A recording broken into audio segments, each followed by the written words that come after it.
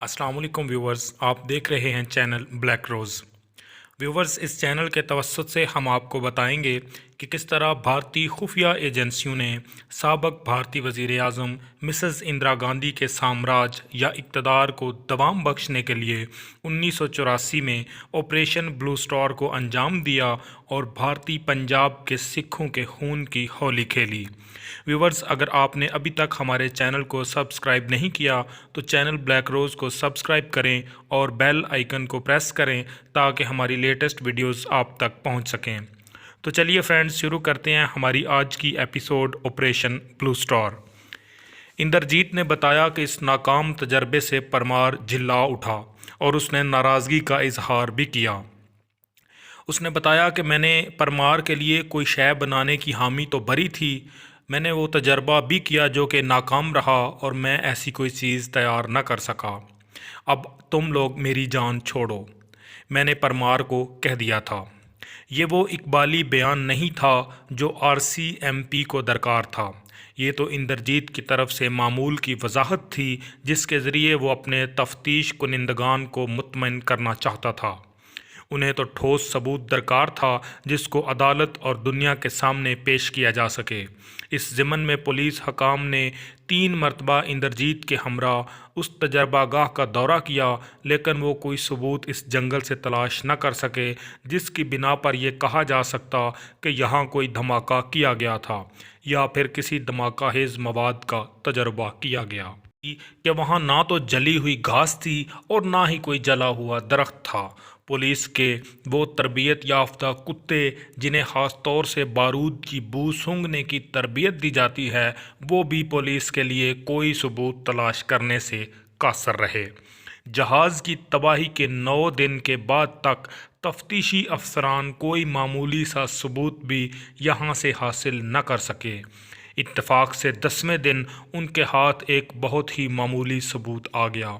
ये जली हुई कप का एक टुकड़ा था जो धमाके में इस्तेमाल किया गया था।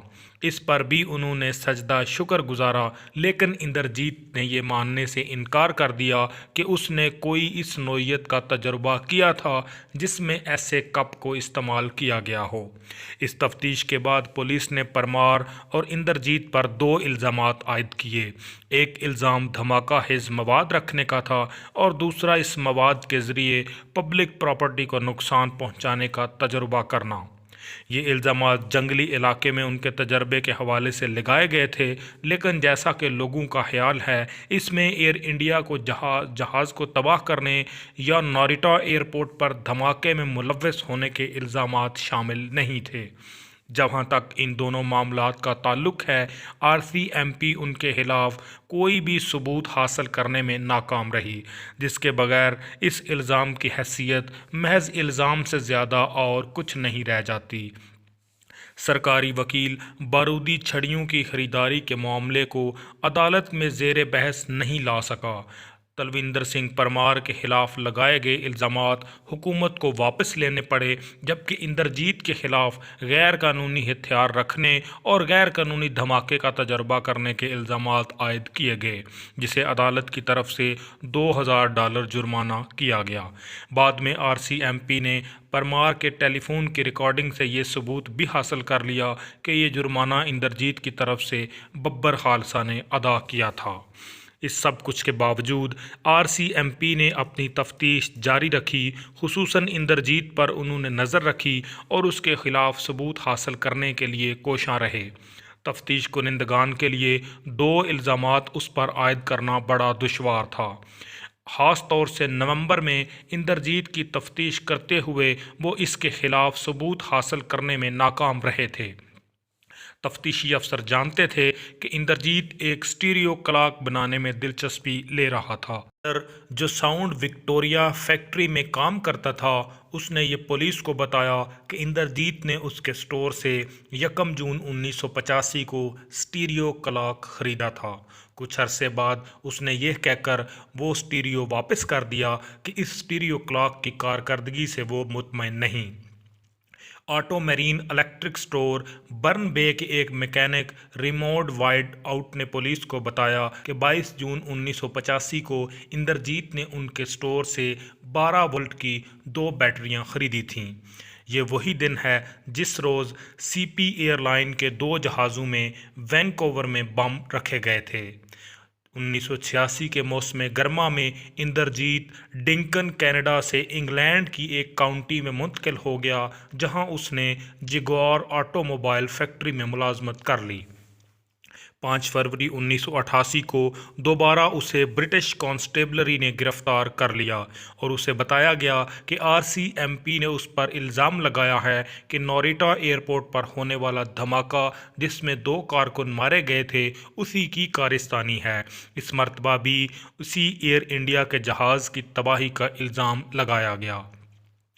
विलियम रॉबिन्सन मजिस्ट्रेट ने इसके खिलाफ प्रोसिक्यूटर की तरफ से पेश करदा केस पर गैर इत्मीनानी जाहिर की और अपने पहले फैसले में यही कहा कि केस कमज़ोर है, लेकिन अगस्त 1988 में बिलाखिर बरतानवी अदालत आलिया ने हुक्म दिया कि इंद्रजीत को कनाडा पुलिस के हवाले कर दिया जाए, जहां वो अपने खिलाफ मुकदमात का सामना कर सके।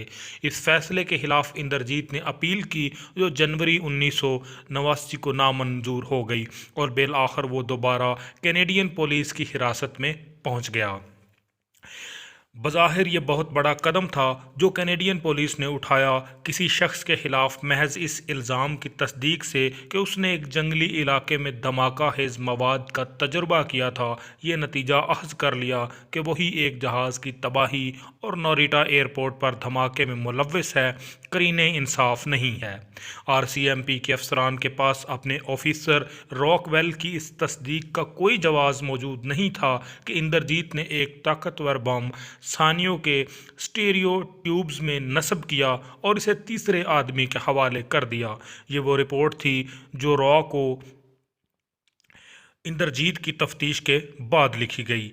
इंद्रजीत ने आरसीएमपी को बताया कि बेशक तीसरे आदमी ने 1 हफ्ते तक उसके घर क़याम किया और इंद्रजीत ने उसे तरबियत भी दी। उसने कहा, मैं इस इल्ज़ाम से इनकार नहीं करता। तीसरे आदमी की पहचान उसने सरजीत सिंह के नाम से की थी और बताया कि ये 25 साला ये नौजवान भारत में टीचर था और अब कुछ अरसे से वो यहाँ कनाडा में रिहाइश पजीर है। ईद की तीसरे आदमी के मुतालिक दी गई मालूमात भी वैसी ही थीं जैसी उस टेलीफोन नंबर से मुतल्लिक थीं जो सीपी एयरलाइन पर टिकट बुक करवाने वाले ने वैंकूवर में छोड़ा था।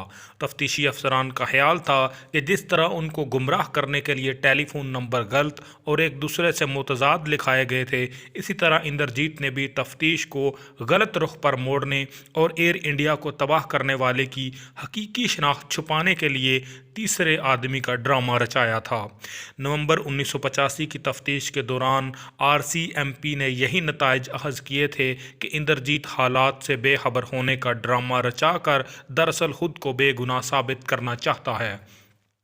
अपनी तफ्तीश से मायूस हैंडरसन और रॉकवेल ने बिल आखिर इंद्रजीत के सच और झूठ का नतारा करने के लिए उसे झूठ पकड़ने वाली मशीन पॉलीग्राफ के टेस्ट से गुजारने का फैसला किया।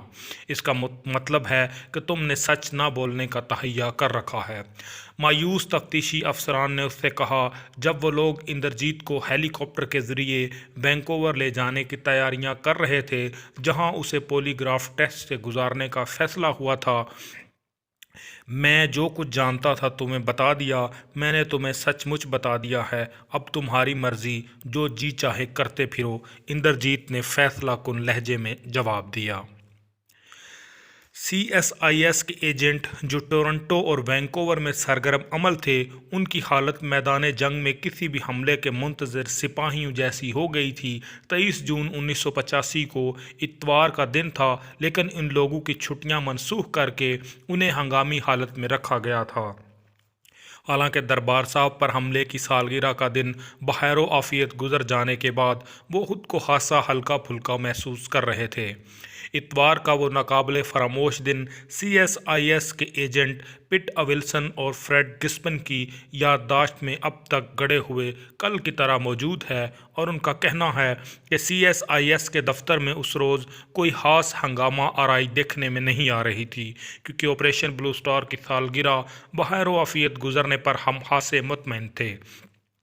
हमारे जहन पर एक अजीब सा दबाव था, आप इसे तनाव से भी तशबीह दे सकते हैं। दिन पर दिन गुजरता जा रहा था, लेकिन अभी तक कोई ख़ास सरगर्मी सिखों की तरफ से हमारे नोटिस में नहीं आई थी।